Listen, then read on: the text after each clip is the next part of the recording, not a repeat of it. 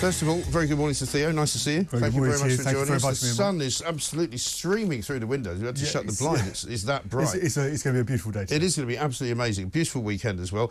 Let's just kick it off with the first short clip. This is Joe Biden answering a question about something that you'll never guess.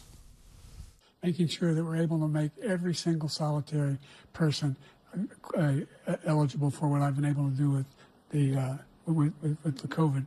Excuse me, with dealing with everything we have to do with. Look, if we finally beat Medicare. Thank you, President Biden. President Trump? Well, he's right. He did beat Medicare. He beat it to death, and he's destroying Medicare. I mean, I don't know, Theo, what you can say about that, really. He's not. I think the question was about Medicare. But there wasn't a question. No, but we didn't hear the question. But his answer is incomprehensible. Yes, what was interesting about Donald Trump's response, actually, was that he was gracious enough, actually, to try and respond to the Medicare point, not to the point that Joe Biden couldn't actually form a question at that particular point. It's a little bit like, you know, in politics, where you have the opportunity to make fun of somebody who's already made a fool of themselves. Sometimes it's better not to, and I think that's that's the decision he took. And I think he just went, "I'll just let everybody," because as that was, if you're not watching it, as Biden was trying to answer that question, Trump was just sort of looking at him rather querulously, with a look on his face as if to say, "I don't know what this guy's talking about." We knew this was going to happen. The signs have been there for a long time with Joe Biden. The problem is the Democrats don't have anybody else who can take on Donald Trump, who has that broader base appeal to blue-collar voters, especially in those swing Rust Belt states, that can actually take Trump on. In which there are about 7, and I think in 5 or 6 of them, Trump is already leading. Trump's already leading. So they could try and swap Biden out, the Democrats, but it's very likely that they're going to end up with somebody who doesn't have that appeal because of course of his because the only person they've background. got is Gavin Newsom, who's from California, who doesn't fit that bill, as you say. But they're going to have to swap him out. They can't possibly let this guy run. But as I said, my concern is not so much that he's running for president, which he shouldn't be. It's the fact that he's now president. And, you know, what is going on inside the Oval Office? When you go in there with a brief and you're the Secretary of State and you say, you know, we need to do something about the Israeli conflict, how are we going to deal with it? And he's going, you know, I'm sorry, I don't mean to be unkind, but he shouldn't be in the job.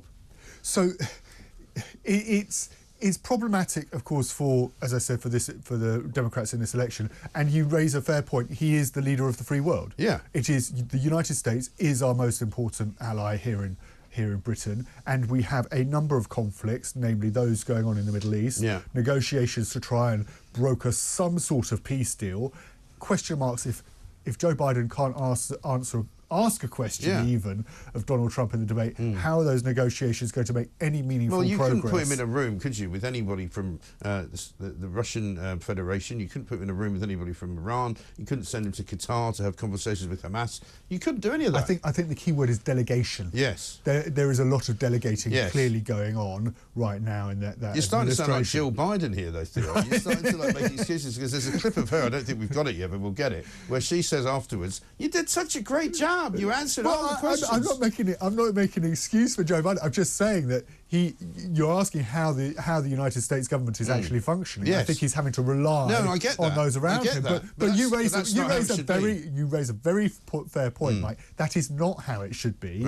You should be able to, the United States should be able to point to their president. It's like, of course, there's a completely different constitution in America. It's like being the king. He's the commander in chief. It is the most important position in America. He's got the nuclear button. Yes, the nuclear football. Yeah, the nuclear football with the button. Follows him around with the Marine. Let's have a look at another one. This is about border control. Total ban on the total initiative relative to what we're going to do with more border patrol and more asylum officers. President Trump? I really don't know what he said at the end of that sentence. I don't think he knows what he said either. Look, we had the safest border in the history of our country. The border, all he had to do was leave it. And Biden's facing that when Trump just says, "I don't know what he said. I don't think he knows what he said." Later on, he also said, "I was endorsed by the Border Patrol Union. They endorsed my ideas. They endorsed what I'm doing." And they issued a statement while the debate was still on to say, actually, no, we don't endorse Joe Biden. We never endorsed him, and we never will endorse him. So, He's confused about his own endorsements or lack of, and of course, as you heard there, Trump actually decides then to go for it. Yeah. He sees the room where he has the political manoeuvrability to go in on Joe Biden, and he does it quite gently, doesn't he? He does it quite scathingly, saying he doesn't even know. I don't know what he said. Do you know what he said? You don't need to. He rather than berate him, he was almost being sort of sympathetic. Yeah. But it's very well being sympathetic to just somebody who is clearly not in full.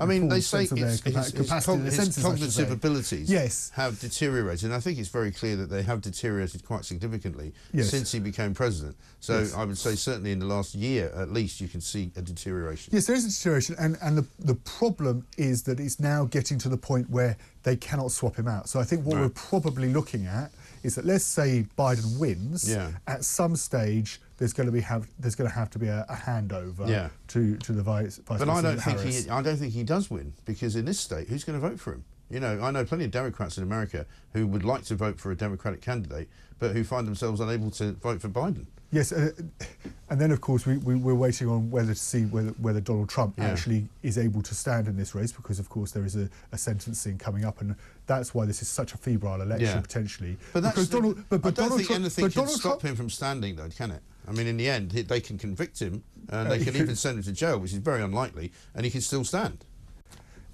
I mean, that's the rules. Yeah, he the can rules still stand. But of course he's using it to his advantage, isn't he? He's very successfully painting this to be a stitch up, a Democrat stitch up of what happened in New York in that convictions, and that he's saying, look, to America, they're trying to stop me become your president. Well, he made a great campaign video just in the middle of that case before he was found guilty, and he said they're trying to silence me, but actually they're really trying to silence you. He does that. He does that video, very well. It's a campaign tactic that he's used before. That sort of almost like that image of that mobster boss saying, the only thing that's stopping them getting to you is me, and I'm just in their way. And it's a very, very effective campaign, because of course in America, with just the way it's set up with 52 states, there is always this suspicion of the quote-unquote federal government overarching powers, and people often see, and voters see themselves in their state and their state laws, and adhering to their state laws, not being subject to the federal government. And Donald Trump has played on that incredibly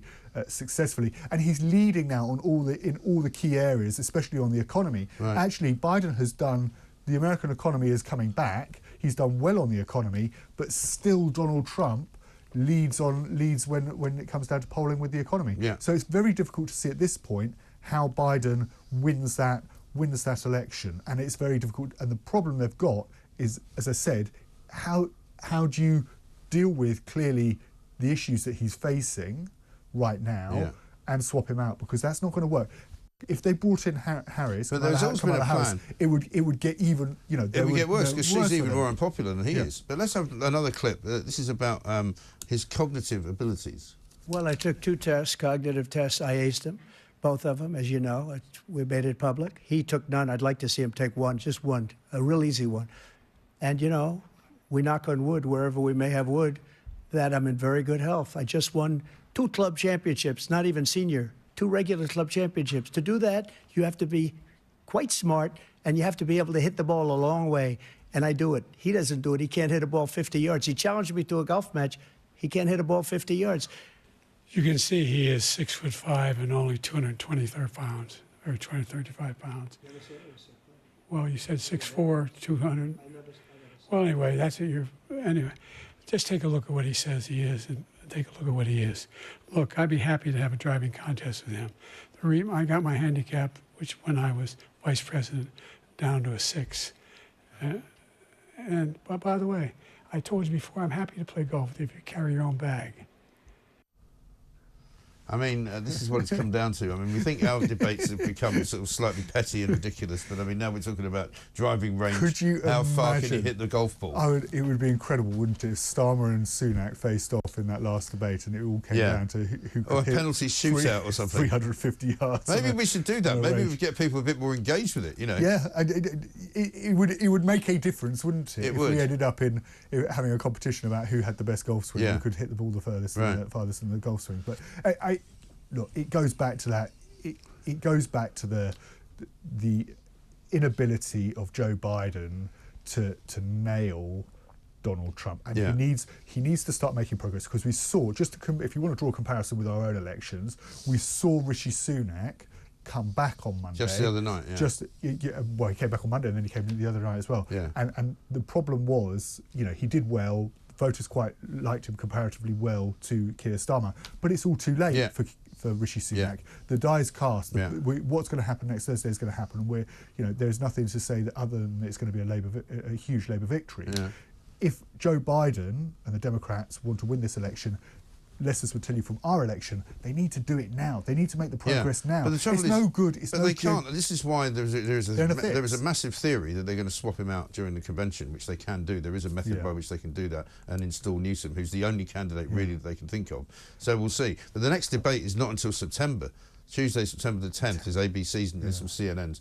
I mean, by that time, Biden might have lost the power to walk. I mean, there's also a shot, and we might show it later on, of him trying to walk off the stage. It's only about 4 steps, and he's having to be helped down the stairs. It's shocking. It's really shocking. But it's shocking how America has got, the American administration, Biden administration has got to this stage, but they simply haven't been able to have the forethought to look ahead. Yes, you're right to say they could potentially swap him out with Newsom at the Democrat convention. But going back to my point, it's Biden who has that broad appeal with blue-collar voters, and that's where this election in November is going to be won or lost. He is their best electoral asset going into November. But he's also their worst electoral asset, but if funnily enough. Yes. He's the best one and the worst one. Yes, but that's what happens often when you have strong candidates or strong. President Obama had that broad appeal, and you often just don't get you don't have those coming through. And Biden was their best option, and indeed he won. He beat Trump at the last election. But where do the Democrats go from here? And they just don't have that air or that spare to take over. And they don't have a decent vice president, which is also their fault, because they put her in as a result of thinking it would be a great idea to have a sort of a woman of colour as the vice president, but they still can't bring themselves to get a woman president, strangely enough.